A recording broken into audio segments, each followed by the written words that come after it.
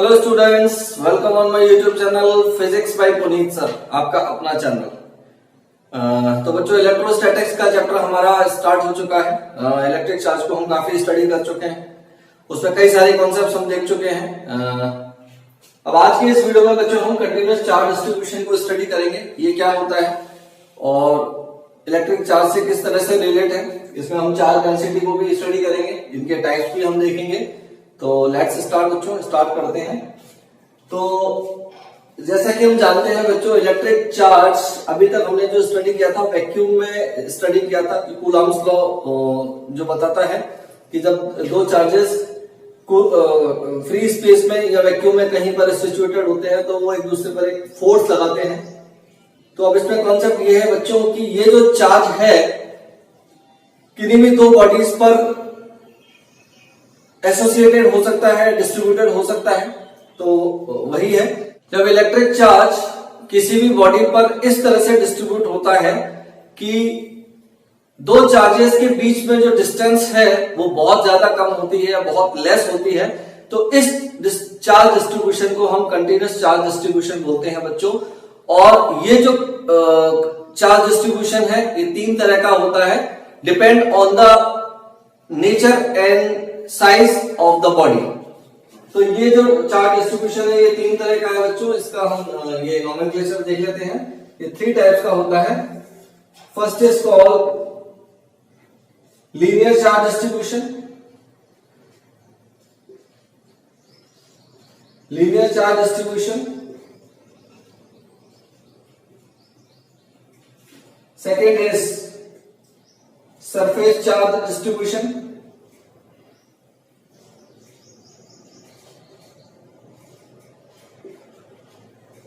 and third is volume charge distribution, volume charge distribution। यानी इसका मतलब जब इलेक्ट्रिक चार्ज किसी लीनियर कंडक्टर पर डिस्ट्रीब्यूट होता है, यानी लीनियर कंडक्टर पर ये सपोज कीजिए आपका कोई लीनियर कंडक्टर है या इस तरह से है, और जब इस पर चार्ज इस तरह से डिस्ट्रीब्यूट होता है बच्चों, तो इस चार्ज को बोलते हैं हम लीनियर चार्ज डिस्ट्रीब्यूशन या 1D डिस्ट्रीब्यूशन भी बोल सकते हैं बच्चों, क्योंकि अपन जानते हैं कि जब कंडक्टर जो लीनियर कंडक्टर होता है उसकी जो डायमेंशन होती है सिंपल 1 होती है, वो एक ही डायरेक्शन में फैली हुई होती है, तो इसको हम 1D डिस्ट्रीब्यूशन भी बोल सकते हैं या 1 डायमेंशनल डिस्ट्रीब्यूशन भी बोल सकते हैं। सरफेस डिस्ट्रीब्यूशन, जब इलेक्ट्रिक चार्ज किसी सरफेस पर डिस्ट्रीब्यूट होता है तो इस तरह के डिस्ट्रीब्यूशन को हम सरफेस चार्ज डिस्ट्रीब्यूशन बोलते हैं बच्चों। और इसको हम 2D डिस्ट्रीब्यूशन भी बोलते हैं, यानी 2 डायमेंशनल डिस्ट्रीब्यूशन इसको हम बोलते हैं। जैसे सपोज कीजिए ये आपका कोई एरिया है, जैसे सपोज कीजिए हम कोई सरफेस ले लेते हैं, कुछ इस तरह से ले लेते हैं, तो ये कोई शेप जो है वो इसकी इस तरह से है। तो बच्चों जब इस पर चार्ज डिस्ट्रीब्यूट होगा तो इसको हम बोलेंगे सरफेस या एरियल चार्ज डिस्ट्रीब्यूशन। इसको हम एरियल भी बोल सकते हैं, एरियल चार्ज डिस्ट्रीब्यूशन। और थर्ड है बच्चों वॉल्यूम चार्ज डिस्ट्रीब्यूशन, यानी कोई ऐसा शेप जो 3D में है, उसका अपना एक वॉल्यूम होगा। यानी अपन इसी को ले लेते हैं, ये कोई इस तरह का शेप है और अपन इसका एक बॉक्स बना लेते हैं। तो अपन जानते हैं बच्चों की जो बॉक्स होता है उसकी अपनी एक शेप होती है और वो 3D में होती है। तो इस तरह के जब शेप को हम लेंगे तो इसको हम बोलेंगे वॉल्यूम चार्ज डिस्ट्रीब्यूशन। इस पर अगर हम इलेक्ट्रिक चार्ज डिस्ट्रीब्यूट करते हैं बच्चों, और अगर एक कंडक्टिंग नेचर का है तो इलेक्ट्रिक चार्ज इस पर इस तरह से डिस्ट्रीब्यूट होगा, तो इसको हम बोलेंगे ये volume charge distribution.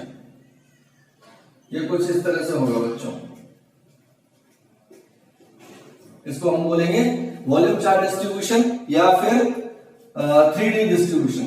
This is also called 3D distribution, यानी 3 डायमेंशनल डिस्ट्रीब्यूशन। बच्चों अब हम चार्ज डेंसिटी को डिस्कस करेंगे। चार्ज डेंसिटी क्या होती है?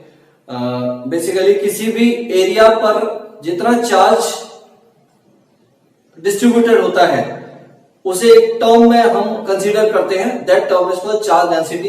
तो ये जो चार्ज डेंसिटी है ये भी तीन तरह की होती है चार्ज डिस्ट्रीब्यूशन की तरह। First is linear charge density, second is surface charge density and third is volume charge density. तो इसी टर्म में हम पहला लेते हैं लीनियर चार्ज डेंसिटी को, और इस लीनियर चार्ज डेंसिटी को बच्चों हम लैम्डा से डिनोट करते हैं। लीनियर को हम लैम्डा से करेंगे, एरियल को हम सिग्मा से करेंगे और वॉल्यूम चार्ज डेंसिटी को हम रो से डिनोट करेंगे। ये आप ध्यान रखिएगा। तो इसकी डेफिनेशन बनेगी amount of charge per unit length is called linear charge density, और इसको हम शॉर्ट में एलसीडी से भी डिनोट कर सकते हैं।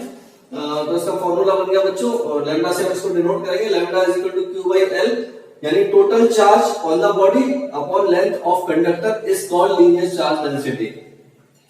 तो इसका फॉर्मूला बन गया बच्चों, और इसकी यूनिट जो बनेगी वो कूलम पर मीटर बनेगी, क्योंकि हम जानते हैं कि चार्ज की यूनिट कूलम होती है और लेंथ की यूनिट मीटर। तो कूलम पर मीटर इसकी यूनिट हो गई, और इसकी जो डायमेंशन बनेगी वो बनेगी ATL-1, क्योंकि AT तो हम जानते हैं कूलम की यूनिट होती है as per current, electric current से ये हम ऑलरेडी डिस्कस कर चुके हैं, और मीटर यानी लेंथ, तो ATL-1 इसकी डायमेंशन बन जाएगी।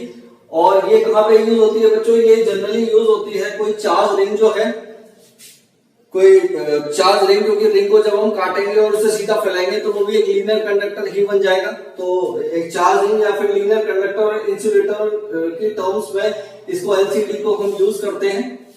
तो इसका एक जनरल मैंने आपको ये फॉर्मूला बताया है सर्कुलर वायर के लिए, कि कोई सर्कुलर वायर है बच्चों जिसकी रेडियस r है, तो उसकी जो लीनियर चार्ज डेंसिटी बनेगी वो बनेगी lambda is equal to q by 2 pi r।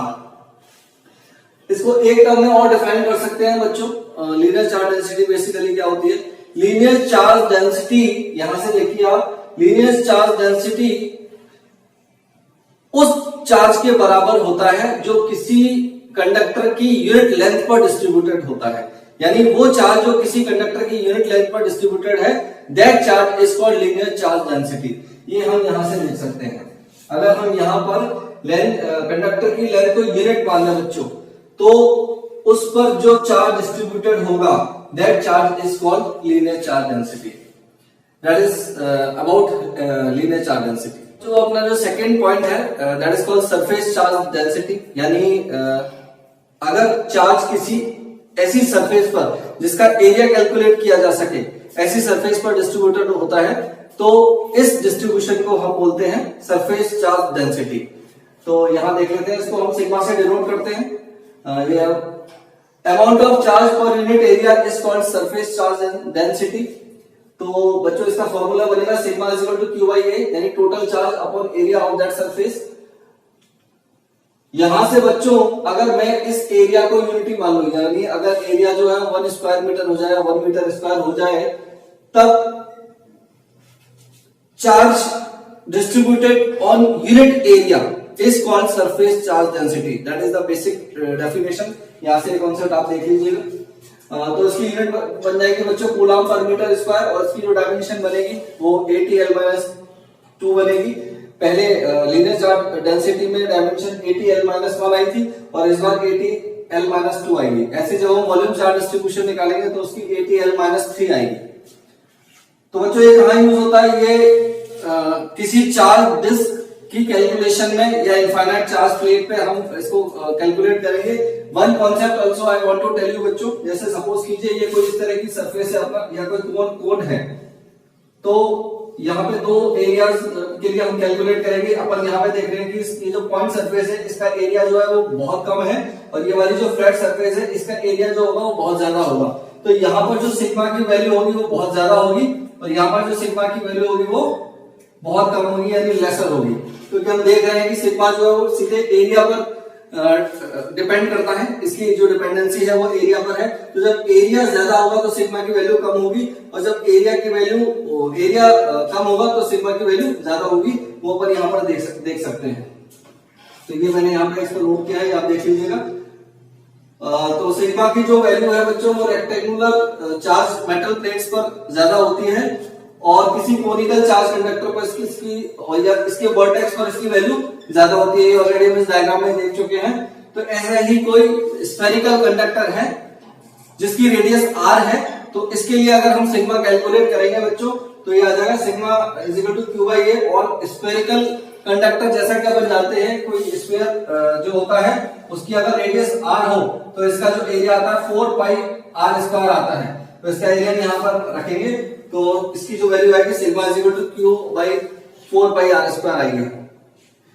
That's it. का जो तीसरा पॉइंट है that is volume charge density, यानी चार्ज जब किसी वॉल्यूम पर डिस्ट्रीब्यूटेड होता है तो उस चार्ज डेंसिटी को हम बोलते हैं वॉल्यूम चार्ज डेंसिटी।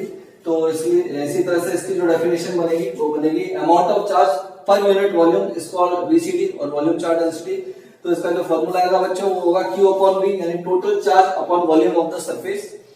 तो इसी तरह से हाँ यहां से इसको देखते हैं बच्चों। तो अगर उसका वॉल्यूम अगर हम यूनिट लेते हैं सरफेस का, तो इसका बनेगा कि charge distributed on unit volume is called volume charge density, यानी यूनिट वॉल्यूम पर किसी सरफेस पर जितना चार्ज डिस्ट्रीब्यूटेड होगा that is called volume charge density. तो इसकी जो यूनिट बनेगी बच्चों वो बनेगी कूलम पर मीटर क्यूब, और इसकी डायमेंशन बनेगी 8L-3। ये तो हम ऑलरेडी डिस्कस कर ही चुके हैं।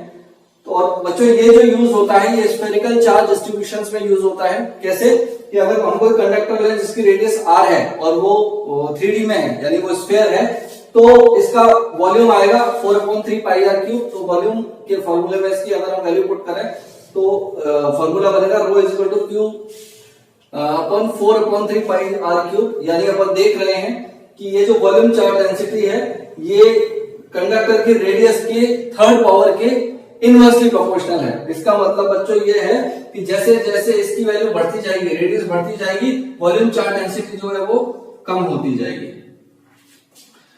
तो ये था आज का वीडियो बच्चों, एक शॉर्ट वीडियो था जिसमें हमने कंटीन्यूअस चार्ज डिस्ट्रीब्यूशन को स्टडी किया और चार्ज डेंसिटी को हमने स्टडी किया और चार्ज डेंसिटी के हमने टाइप किया। I hope you like